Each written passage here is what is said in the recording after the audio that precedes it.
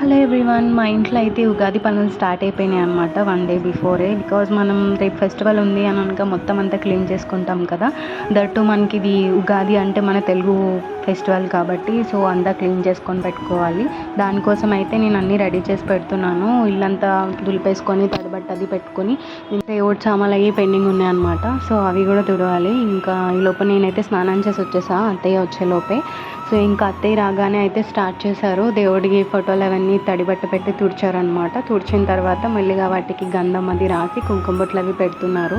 పెట్టి అక్కడ ఆర్గనైజ్డ్గా పెడుతున్నారనమాట. సో నేనైతే మా అత్తయ్య చేస్తూ ఉంటే నేను చూస్తూ నేర్చుకుంటూ ఉంటున్నాను అనమాట. అత్తయ్య అయితే చెప్తున్నారు ఇలా ఇలా చేసుకోవాలి అని చెప్పేసి. సో నేనైతే వింటూ ఉన్నాను అనమాట. ఇంకా తర్వాత అత్తమ్మ ఇక్కడ వాటర్ అయితే తీస్తున్నారు దేవుడి సామాన్లు కడగడానికి.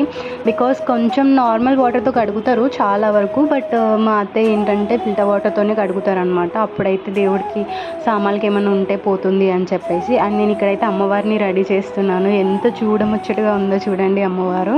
నాకైతే అలా నవ్వుతూ ఉన్నట్టు అనిపిస్తుంది అమ్మవారిని అలా చూస్తూ ఉంటే.